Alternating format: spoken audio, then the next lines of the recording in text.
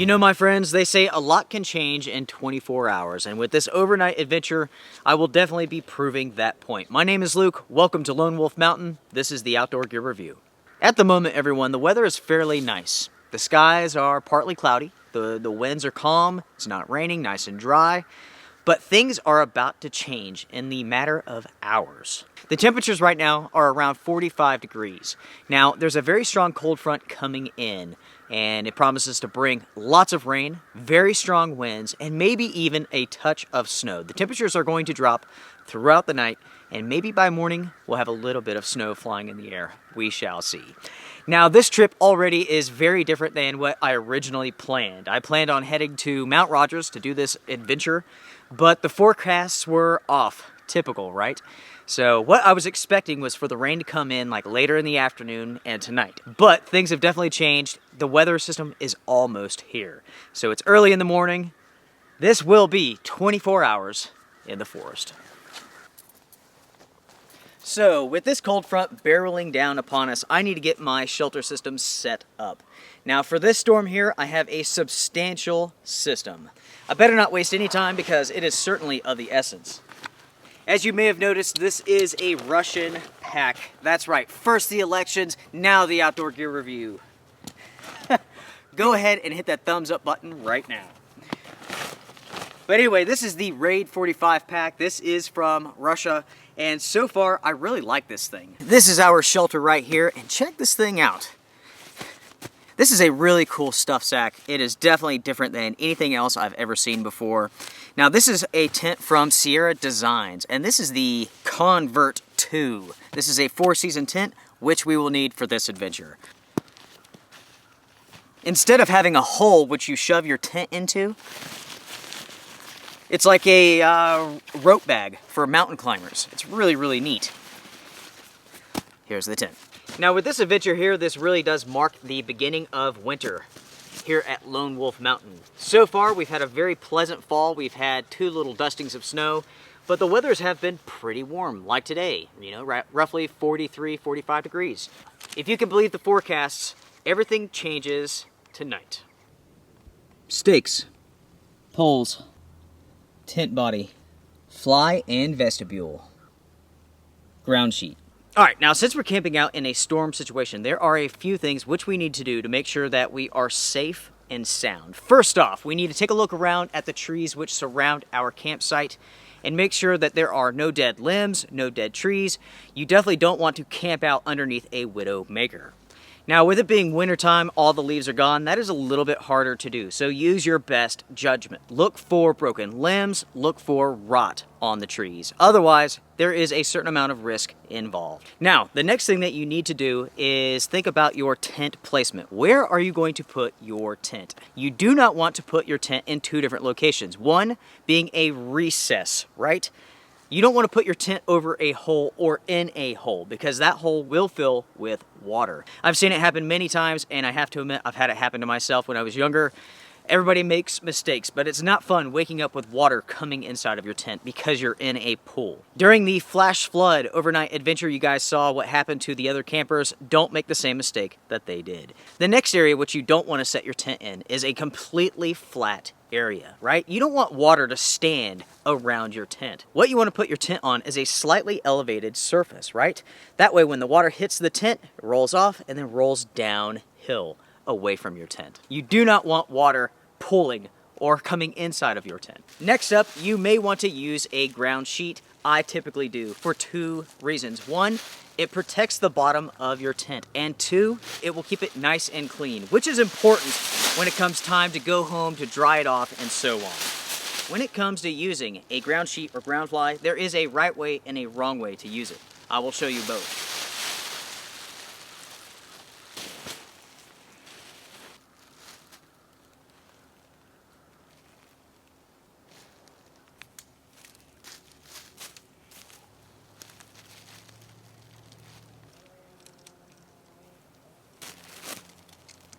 You guys can see here that the inner is set up already, ready for the fly. Now with a ground sheet, you want to make sure that it is underneath the body of your tent. Otherwise, you can have water come down the side of your tent, land on that ground sheet, and go underneath the body. You don't want that to happen. You want the ground sheet to be completely disposed of. You want it to be hidden underneath the body of the tent.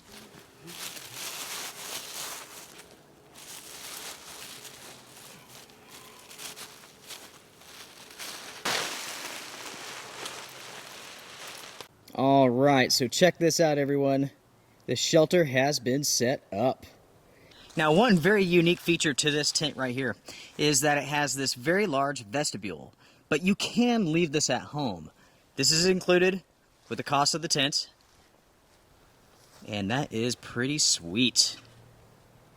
Tonight, when it's raining and I'm making dinner, I can cook inside of this. That's a huge benefit. All right, everyone, I have been busy. So you guys already saw the tent. Check this out. Ah, yes, I also brought a tarp. Since there was so much rain coming in, I figured that I'd bring a tarp so we have a nice place to chill when the rain is coming down. Now, folks, you may be wondering, why did I bring a tent and why did I bring a tarp? And the reason for this is pretty simple. This is a pro tip.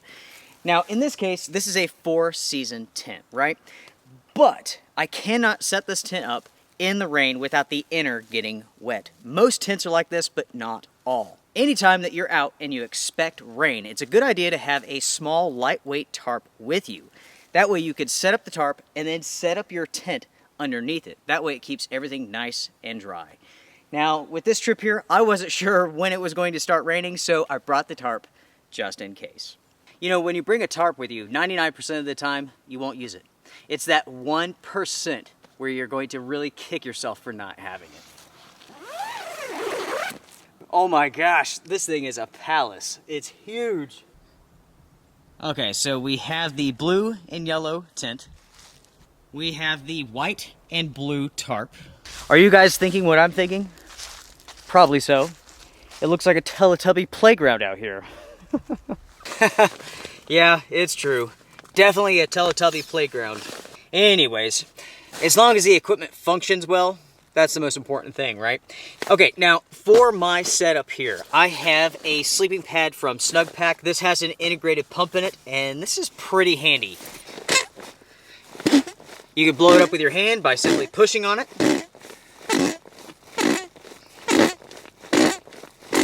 I'll bring you back when this is done. All right, everything has been set up. Oh yeah. Snugpak air mat, Snugpak pillow, and I have a UGQ quilt. I don't have much time before the rain sets in. It is definitely on its way. It's getting dark, but I'm going to go ahead and get a fire going. The only fire which I will have for this entire trip, so I can have a cup of coffee. I'm going to make you all one too.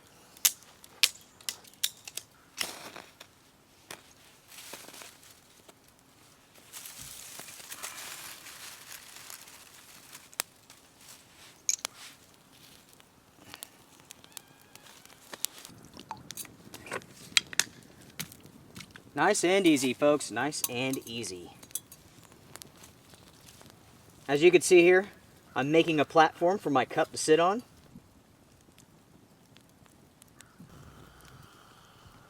That took no time at all. All right. So I would estimate that we have maybe an hour before the rain sets in, maybe even less than that. The clouds are definitely building. It's getting dark. It's actually chilling down somewhat, so this fire feels pretty dang awesome. Feels good. Cheers, everybody. Cheers. I guess we have to share this cup. Sorry. Oh yeah, that is freaking nice. Oh man. I tell you what, folks, I love it out here at Lone Wolf Mountain. I know I've said this plenty of times, but this is a piece of paradise. It really is a slice of paradise out here in the middle of nowhere. Now, if you're just tuning into the channel and you don't know yet, this is Lone Wolf Mountain. This is my mountain, and this is the Outdoor Gear Review testing grounds. This is where I do a lot of gear testing. I do come out here and camp and test out different products. Every once in a while, we come out here and we do an overnight trip, just like this one here. Now, this is roughly 50 miles away from where I live. It takes me over an hour to get here, and this is out in the middle of nowhere. I believe we are roughly 25-30 miles away from the nearest town. This is the backcountry, There are a few viewers who know where this spot is at, and they can tell you it's out in the middle of nowhere. I did leave my vehicle down at the bottom just in case we got some freezing rain, some snow tonight. This mountain is very steep. It's half a mile long. This is roughly 20 acres. As I was coming up, you all may have noticed that Lone Wolf Mountain got some new gravel. Yes, this has been pretty much just a dirt road, and I was going to leave it that way. But as you guys saw in the previous overnight adventure, flash flood, this area got hammered by that storm, and it absolutely destroyed this road. So I had to fork over a ton of money to have this rebuilt. That definitely set me back a lot. It is very expensive, but I mean, that's just how it goes, right? I'm not going to get upset about it. I'm not going to complain. I mean, there were plenty of people who had it much worse than I did. I mean, a lot of homes were flooded. A lot of people lost their valuables and their possessions, so I count myself lucky.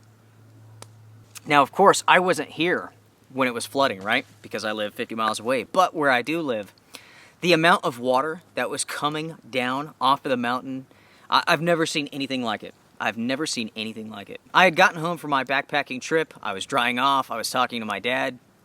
And he happens to live across the road up on top of the mountain. And I noticed that, like, cars were driving by awfully slow. Well, nobody drives slow on that road. So I figured something was wrong. I take a look out. And, I mean, it's his driveway coming down the mountain was a river. I mean, at least a foot deep. It was flooding into my yard. My creek was flooding. The water was coming up to the first step of my house. Grabbed our tools, headed out. There was nothing that we could do. On top of the mountain, a culvert had gotten blocked by a big log. There was nothing that we can do. So, yeah. I spent a lot of money here. He spent a lot of money there. That's how it goes. That's life, right? That's life. Now, I'm sure you guys are wondering why I'm not collecting firewood and storing it underneath my tarp.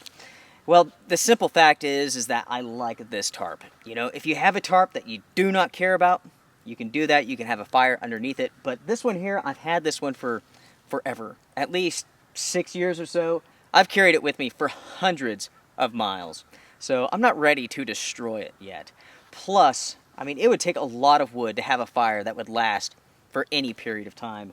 I mean, I collected a pretty good amount for this here, and it's pretty much down to ashes now.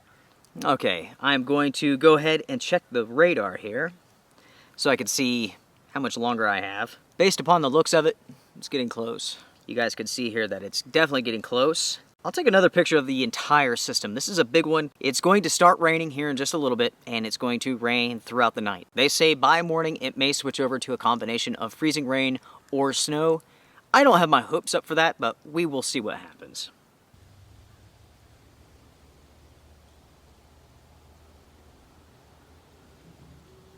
Alright, so I've been hiking around here, just checking out the sky, watching the clouds come in, and I just stumbled across a kill site. I'm not entirely sure what that's from, to be honest. It might be a baby turkey. Maybe a coyote got hold of one or something. Yeah, I'm not entirely sure. Everything is covered in feathers here. Look at that sky. Looks ominous, don't it? At least we have one of our buzzard friends up here.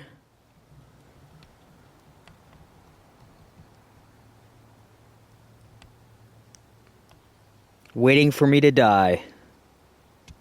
The winds have been picking up, getting cold. Every once in a while, I will feel a drop of moisture. All right, underneath the tarp now, it is time for lunch. Now, I do have a fire going, but it is beginning to rain, so I think I'm going to hunker down underneath here. I have my stove, and today for lunch, I have some corn chowder from Packet Gourmet. You know, with it being so cool, it's a perfect day for some soup, and maybe a beef stick. I guess I could always add some wild onion to the mix, right?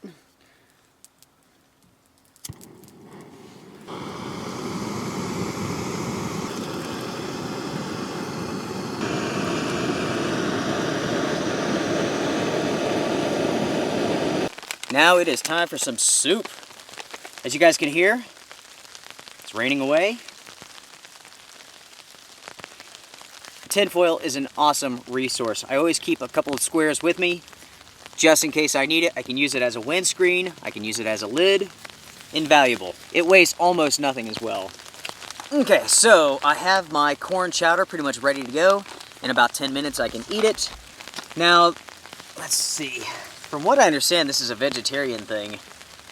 Yeah, I don't think there's any meat in this. So I think I will add some. Now what I have here is an Italian pork sausage stick. I think I'm going to cut this up into small pieces and put it inside of my corn chowder. Now, that might be the world's biggest mistake, but every part of me, being a man, tells me to cut this up and put it in there. Meat good. Now folks, I can tell you that it smells amazing. Is it going to be good inside of my clam chowder? I have no idea, but it smells freaking awesome.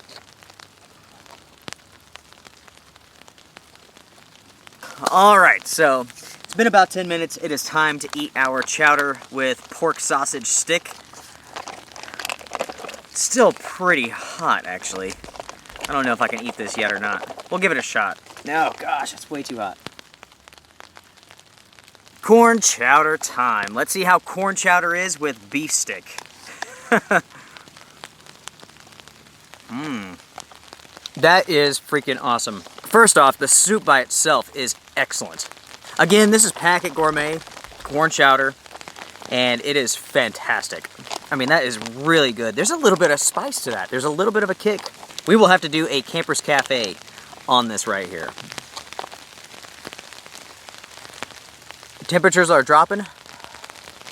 I am sure that we are in for an awesome night. I can't wait.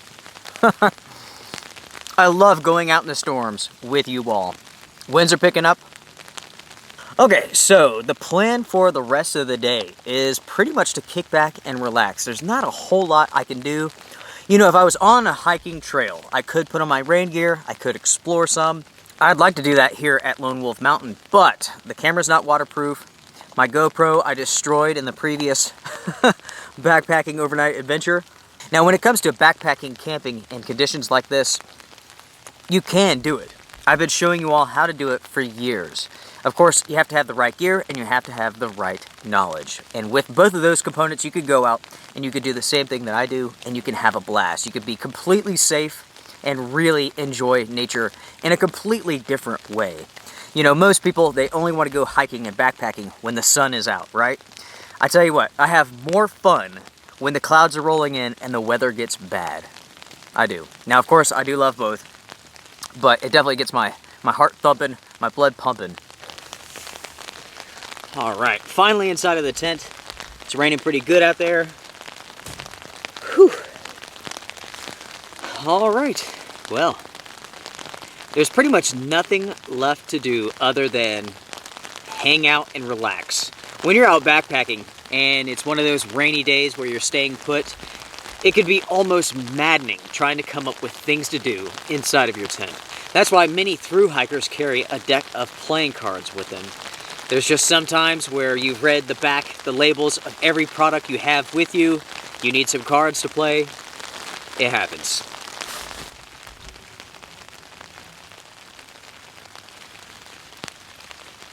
Alright everyone, well, I got tired of laying here, so I figured I would answer some questions which you all have for me. Now last night on Facebook, I asked all 12,000 of you if you guys had any questions for me, and right now I have roughly 120 questions to answer. Of course, I can't answer all of them, but I do want to interact with you all, so I will answer some of them. Now before we get started with the questions and answers, if you are not interested in this, go ahead and skip to this time code here. This is a question which comes up all the time. This is from Mike. What do I do for a living? Is YouTube my full-time job? YouTube is not my full-time job. I have another job. I do web development. I also do a little bit of like graphic art and photography. All of that kind of supplements the income. Now, Tom wants to know what shoe or boot would I recommend for $100? And honestly, that's a really hard question to answer because I really don't know what you are going to be doing with your feet. 99% of the time, I recommend that you go with a lightweight shoe, not a boot. You know, there's a certain time and place for a heavy boot, but 99% of the time, a shoe will treat you right. Luke has an awesome name, and he has a pretty good question, which I have answered before, but many people ask this question, so I'll go ahead and answer this. Do I prefer tents or hammocks? I like tents. I'm not a huge hammock fan, to be honest with you. Namely because of weight. I know that sounds silly, but I can always go lighter with a tent than I can with a hammock. Especially here in the mountains where it's colder. Because of the extreme temperatures up here, you have to have an overquilt, underquilt, the tent, the tarp. I mean, all that stuff adds up. I can usually go lighter weight with just an old-fashioned tent. And so that's why I like tents the best. Also, they do offer you more security. They also keep in some more heat. There you go. Okay, Steven has a question. Do you ever think about getting old and not being able to get outside like I do now? You know, I think about getting old all the time, my friends. I mean, look, you know, gosh, I'm getting wrinkly. That's how it goes. I got the weathered look going on. When you are outside as much as I am, it's gonna happen. But you know, I do think about getting older all the time. I'm approaching 40 pretty quick. I can tell that I'm not the young man that I used to be, you know? Like when I get hurt, it takes longer to recover.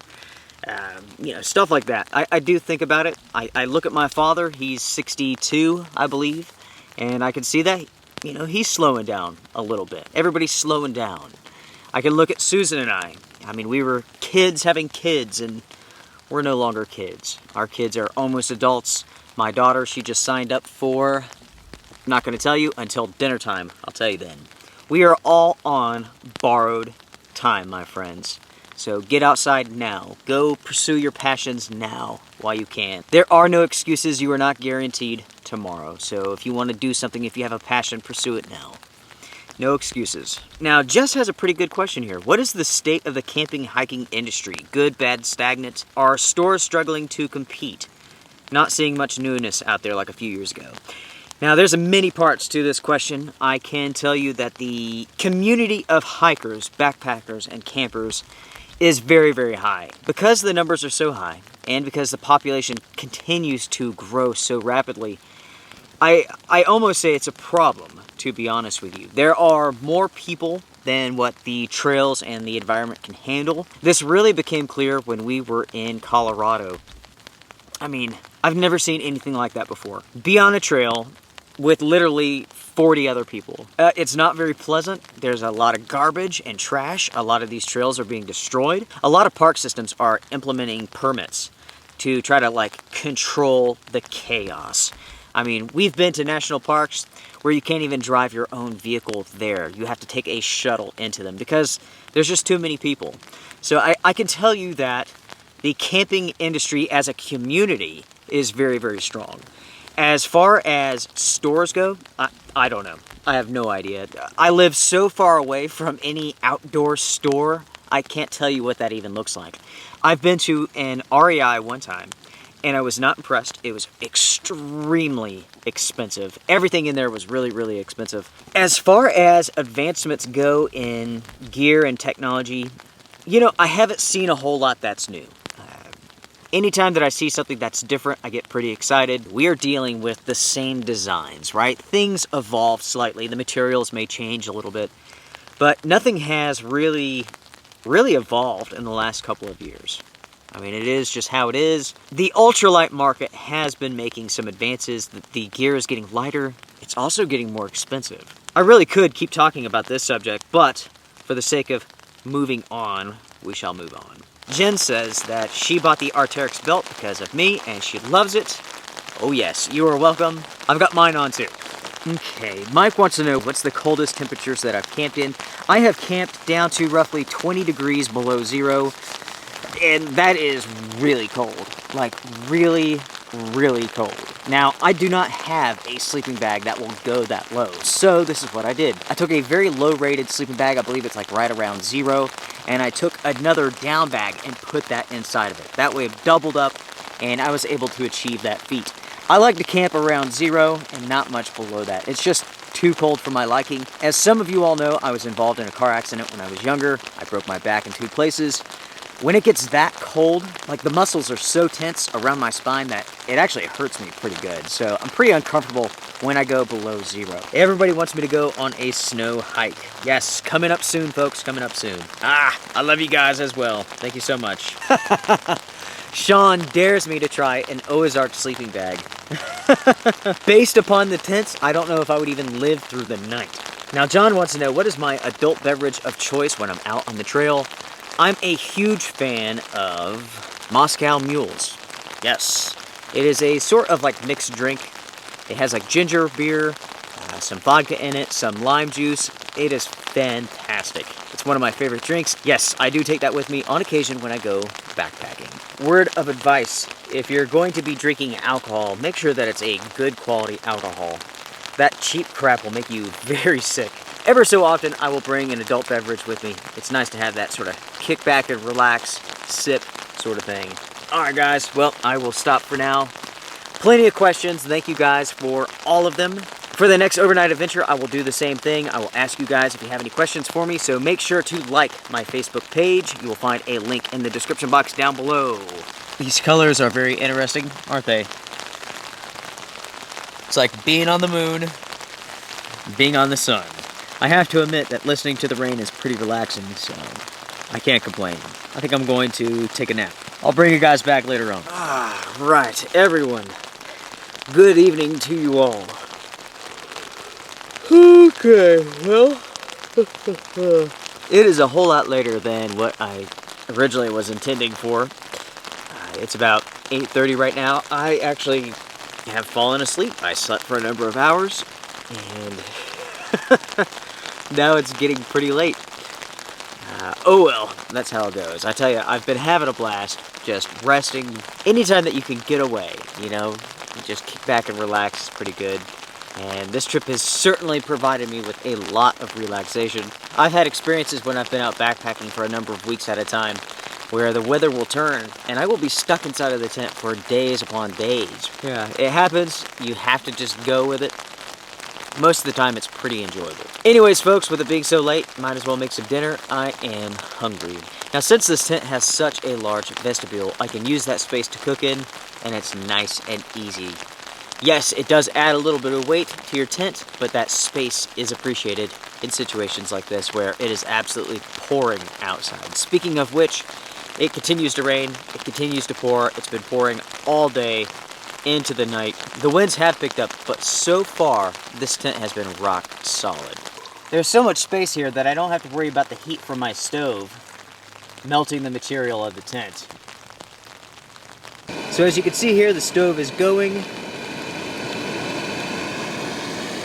I have a crack in the door to let in some air.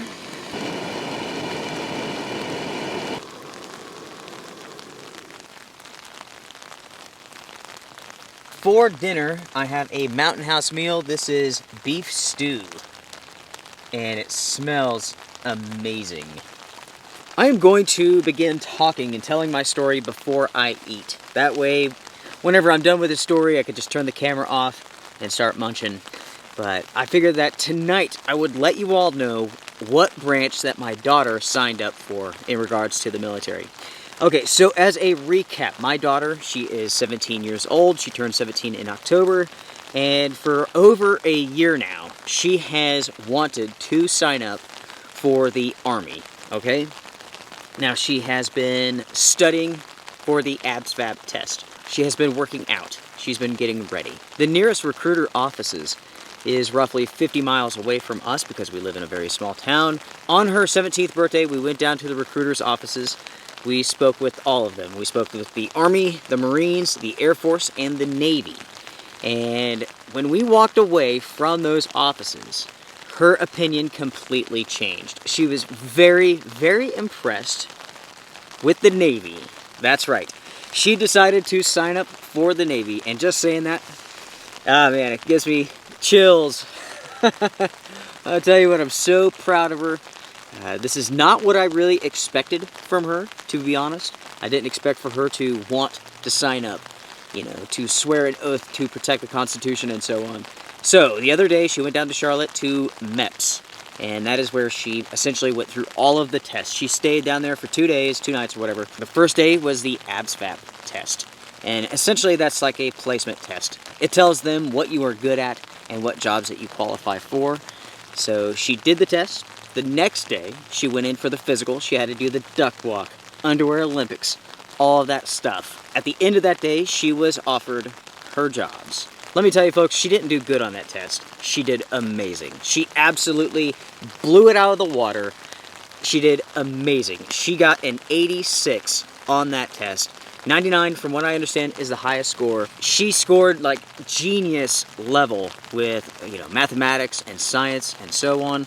So her job is so freaking awesome. Her job is CTR. That is Crypto Logic Technician Recruiter. Essentially what she does, in the most basic of terms, is that she collects enemy communications. This field is like classified level, top secret.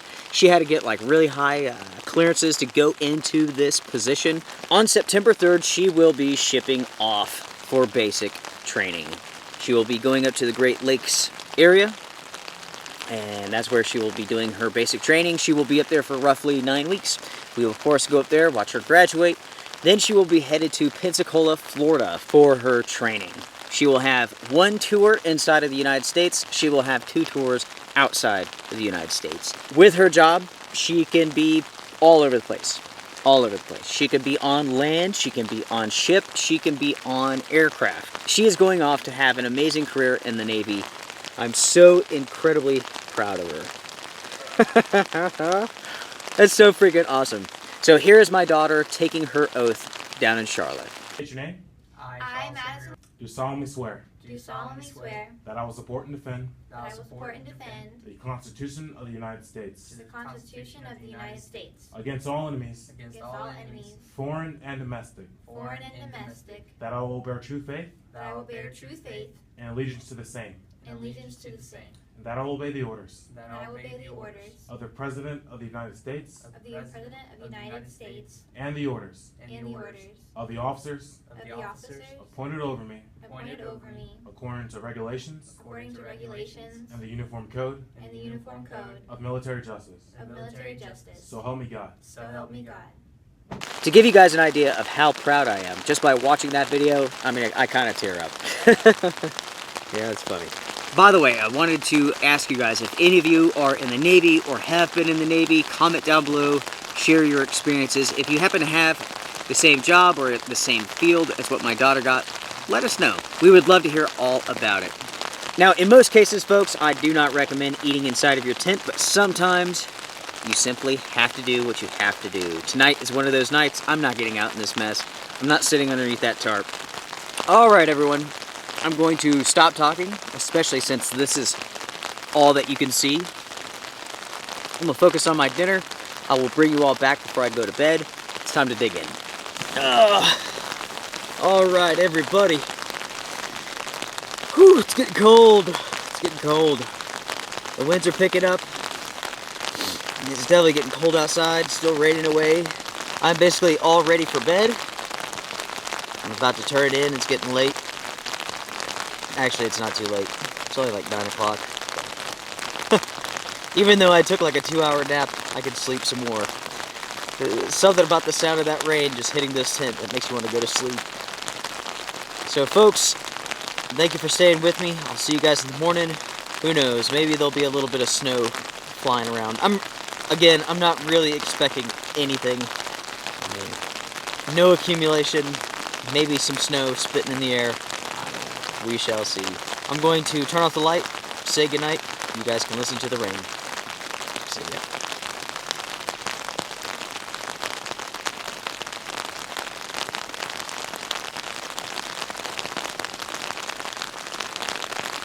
Good morning, everybody. Woo-hoo-hoo. Let me tell you, folks, it is freezing cold. It is very, very cold. It is because of this cold that I have to admit that I did not sleep very well. My top half, thanks to this quilt, very warm. My bottom half, because of this sleeping pad, very cold. And that's because this sleeping pad has developed an issue and it's going flat. So every couple of hours I would wake up basically laying on the ground, then I would become very cold. So I'd have to blow it back up. It's been a restless night because of that fact. I'm not sure what has happened with the sleeping pad. This is my 4th night on it. I haven't had any issues up until now, but It is without a doubt losing air. So when I get it home, I'll have to do some work on it. See exactly where it's failed at. It stopped raining at some point in time during the night.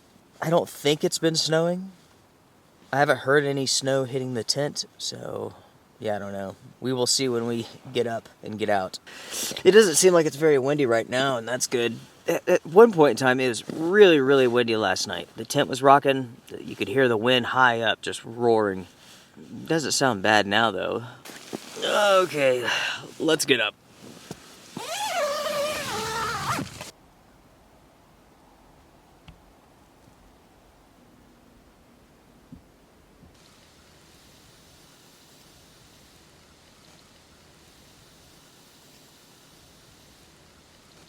All right, folks, it is coffee time. That is how we'll wrap up this adventure. There's a pretty good breeze. It's fairly chilly, especially compared to yesterday. I mean, yesterday it's fairly warm. Right now, polar opposite. At least this feels pretty good. With this adventure here, I hope it shows you all just how fast things can change. 24 hours can make a world of difference. I mean, it could go from super hot to super cold and vice versa. While not the adventure that I was originally planning, it was still a good one. I hope you guys agree. I am using the Mountain Laurel Designs titanium cup here. I had a number of questions in response to how do you hold it since it doesn't have any handles.